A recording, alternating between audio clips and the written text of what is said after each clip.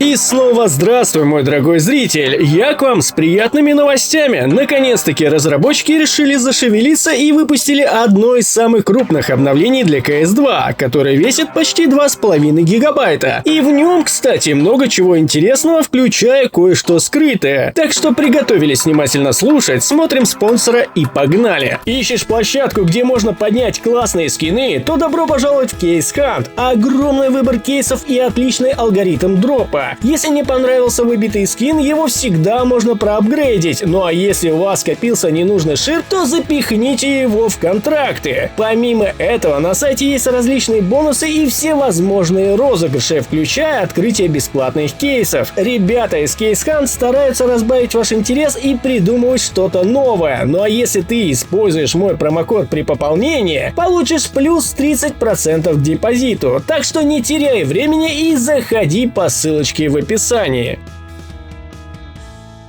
Ну что же, обновление действительно крупное, не только в техническом плане, но и в игровом. И начнем мы, пожалуй, с самых важных и закончим мелкими. Разработчики наконец-таки починили лобби и сделали возможность запускать кастомные карты с друзьями. И если разработчики нас не обманывают и препятствий больше нет, то это очень сильно меняет положение дел. Теперь, если вам надоест играть в соревновательные и другие типичные режимы, вы наконец-таки сможете по фану запустить кастомные режимы и хорошо провести время с друзьями. Ну а также с данным обновлением вернули патруль. Забавное решение, учитывая, что буквально пару дней назад не работали нормально демки. Но все же это хороший знак к очищению игры. Если от всех читеров, естественно, это не избавит, но хотя бы снизит давление от их присутствия. К сожалению, в самой системе патруля ничего нового нет. Это прямой копипаст из CSGO без каких-либо дополнительных функций.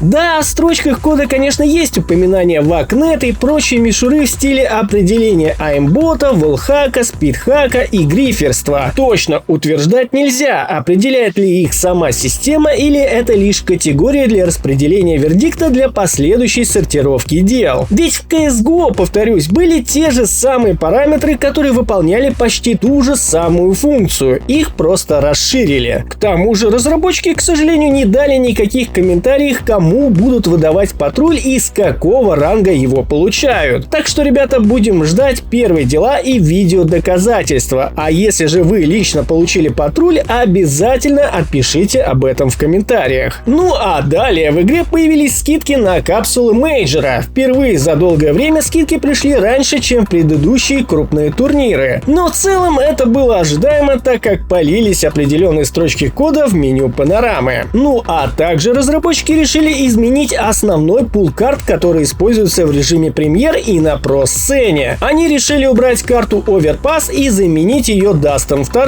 Если возвращение Даста 2 это, можно так сказать, праздник для некоторых, я, конечно же, про себя, ибо обожаю Даст 2, то решение убрать Overpass что-то очень странное. А как насчет убрать карту Inferno, у которой плохие показатели статистики не только общей, но и турнирной? Какой-то двойной стандарт произошел. Но не суть. Помимо этого, в CS2 наконец-таки добавили возможность менять положение рук. Данное нововведение очень ждало комьюнити и чуть ли не с самой бета-версии просило разработчиков это добавить. Вместе с ним добавили возможность в целом динамичном режиме менять положение рук при нажатии клавиш. Добавили дополнительную настройку альтернативного масштабирования радара. Добавили прицельную сетку для гранат, благодаря которой проще будет делать раскидку. Ну а также добавили очень много полезных функций в меню магазина. Теперь вам видна минимальная сумма, которую вы получите за этот раунд, что облегчает контролировать экономику. Также теперь в данном меню видно оружие, которое скинули ваши тиммейты. Там же его можно будет и подобрать. Помимо этого были добавлены новые иконки в Killfeed и в таблице. Одна отображает иконку бота в таблице, а вторая добавляет в уведомление убийств факт о том, том, что вы убили игрока в воздухе. Ну а также были изменены денежные награды за убийство. С шокера теперь вы получите награду в $100, а в обычном режиме 50. Ну а с СЗшки вместо $100 вы получите теперь 300, а в обычном режиме 150. А вот с дробовика XM1014 награда составляет $600 и в обычном режиме 300. К тому же увеличили скорость передвижения игрока, когда у него в руках шокер. Ну а в осмотре предметов инвентаря добавили информацию о износе скина. Забавно то, что утечки об этой функции всплывали очень-очень давно, и только сейчас их выпустили. Ну и разумеется, фиксы и различные улучшения на картах Багейш, Инферно, Оверпасс, Нюк, Вертиго, Мираж и Офис. И это, ребята, все самые важные обновления на сегодня. Но помимо данного обновления, разработчики походу включили некоторые модули VAC. А вот какие именно, к сожалению, сказать не могу. Надо ждать реакции от сами знаете какой категории игроков. Кстати, о VAC. На данный момент идет волна банов. Она хоть и небольшая, но по предварительной информации опять задела несчастных фермеров. Что ж, на этом у меня все. Всем огромнейшее спасибо за просмотр. Всем пока и удачи!